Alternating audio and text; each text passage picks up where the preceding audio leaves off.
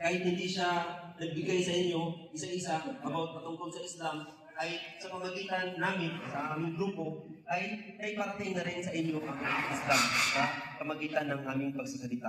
So, maaaring ang iba sa inyo dito ay ayaw makinig o ayaw alamin ang Islam dahil mayroon po kayong nakikitang Muslim na gumagawa ng masama at karumal-dumal ang ginagawa.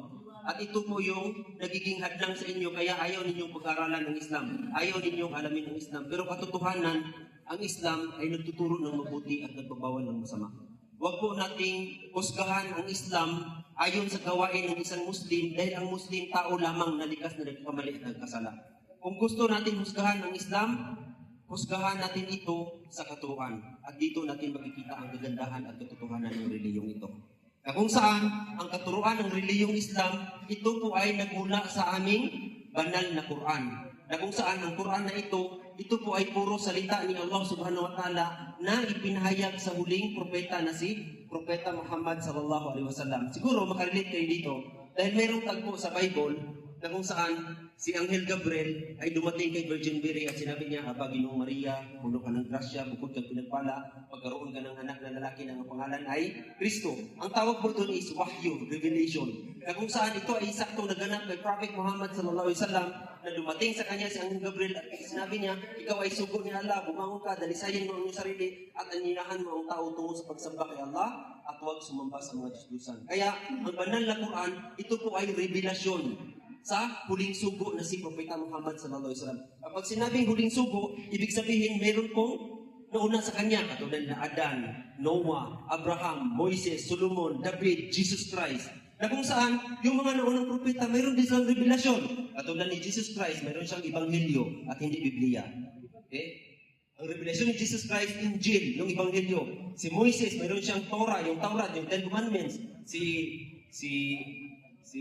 Dawud, no? si David, mayroon siyang Salmo. Si Abraham, mayroon siyang Suhob. So, ibig sabihin, yung mga noong propeta, mayroon silang revelasyon. At ang revelasyon ng huling propeta na si Propeta Muhammad sallallahu ay ang banal na Quran. Diba? So, ibig sabihin, kung ano yung message ng mga naunang propeta, ganun din ang huling propeta na si Propeta Muhammad sallallahu alaihi wasallam. Kunting oras na lang, magtanong pa ako sa inyo. Sa Bible, sa Ten Commandments, mayroon tinatawag na love God above all. Di ba? Sa Tagalog pa, ibigin mo ang Diyos higit sa lahat. Sa Bisaya pa, saman, igugmaa ang Diyos labi sa tanan. Di ba? So, ang tanong ko sa inyo, tanongin ko sinong tatanungin? Sinong gustong sumagot? Ikaw bro, ikaw tatanungin kita. Love God above all. Mahal mo ba ang Diyos? Inshallah, di ba? So, alam natin na ay mga Kristyano, kahit hindi Muslim o hindi Muslim, ay naniwala na may Diyos at nagmamahal sa Diyos. Ngayon, ang tanong ko sa iyo, paano mo siya minahal? Through worship. Through worship. So, sinong nagturo sa iyo para mag-worship ka sa Kanya? Actually, yung mga magulang ko po at saka nararamdaman ko. So, ibig sabihin, nag-worship siya dahil yun yung tinuturo kanyang magulang at yun yung kinagisnan, di ba? So, sa aming mga Muslim, sa doktrina ng Islam, sinabi ni Allah sa banal na Quran, sabi niya, ito yung doktrina kung paano natin mahalin ang Diyos. No? Ito yung doktrina sa Islam. Sabi ni Allah, Qul in kuntum tuhibbunallah, fattabi'uni yuhibbukumullah. Sabi ni Allah, kung kayo ay tunay na nagmamahal sa Diyos, sundin ninyo ang propeta at mamahalin kayo ng Diyos. So, ibig sabihin, sa Islam, kung tayo raw ay tunay na nagmamahal sa Diyos, sundin natin yung kanyang isinugo, yung kanyang propeta. Dahil hindi naman pumunta si Allah subhanahu wa ta'ala, ang Diyos na tagapaglikha dito sa mundo at sabi niya, ako ang Diyos, sambahin niyo ako. No! Siya ay nagpadala ng maraming sugo at mga propeta. Sa may banal na Quran, mayroon pong 25 prophets na nabanggit. Kasama nito si Adan, si Noah, si Abraham, si Solomon, si David, si Jesus Christ. At of course, ang pahuli-huling propeta ay si Propeta Muhammad sallallahu alaihi wasallam. Ngayon, kung tayo na ay tunay na nagmamahal sa Diyos, sundin natin yung propeta at ito yung pagmamahal sa Diyos. Kung tayo ay nabubuhay sa panahon ni Adan, sundin natin si Adan at ito yung pagmamahal natin sa Diyos. Kung tayo ay nabubuhay sa panahon ni Abraham, sundin natin si Abraham at ito yung pagmamahal natin sa Diyos. Kung tayo ay nabubuhay sa panahon ni Noah, sundin natin si Noah at ito yung pagmamahal natin sa Diyos. Kung tayo ay nabubuhay sa panahon ni Moises, sundin natin si Moises at ito yung pagmamahal natin sa Diyos. Kung tayo ay nabubuhay sa henerasyon ni Jesus Christ, sundin natin si Jesus Christ at ito yung pagmamahal natin sa Diyos. Ngayon, tayo ay nabubuhay sa huling propeta na si Propeta Muhammad SAW.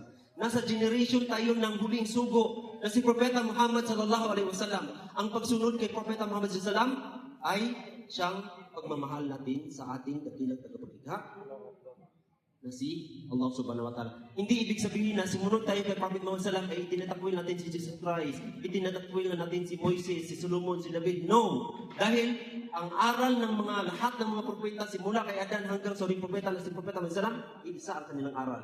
Walaqad ba'athna fi kulli ummatin rasulan an i'budullaha wajtanibut taghut. Sinabi ni Allah, si Allah subhanahu wa ta'ala ay nagpadala ng maraming sugo at propeta in every generation na kung saan ang kanilang message, sambahin si Allah at huwag sumamba sa mga peking Diyos-Diyosan.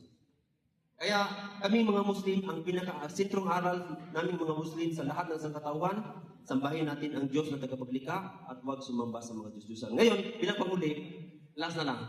Okay lang? Bilang panghuli, baka meron sa inyo na gustong pumasok sa pananampalatayang Islam. Baka meron sa inyo na gustong mag-Muslim, di ba? So, pagbigay ako ng idea kung paano. Ang kondisyon sa pagpasok ng Islam is dalawa lamang ang hihingin.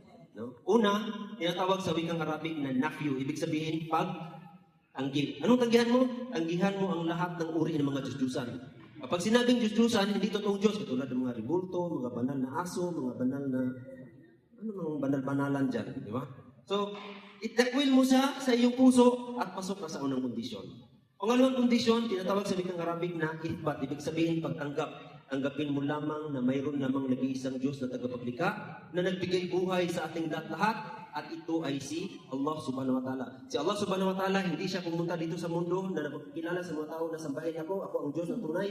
Bagkus siya ay nagpadala kay Adan, Noah, Abraham, Moises, Solomon, David, Jesus Christ, at of course, ang huling propeta na si Propeta Muhammad SAW, na kung saan sila ang nagtuturo na sambahin lamang natin ang nag-iisang Diyos na tagapaglikha at huwag sumamba sa mga Diyos-Diyosan. At sa pamagitan nito, kung ito ay kaya sa ating puso na alisin, itakwil ang lahat ng Diyos-Diyosan, at kaya lamang natin na tanggapin ang nag-iisang Diyos na tagapaglikha, pwede na tayong mag-Muslim. So, hanggang dito na lamang. Maraming salamat po sa inyong pagkataon. Wajazakumullahu khair.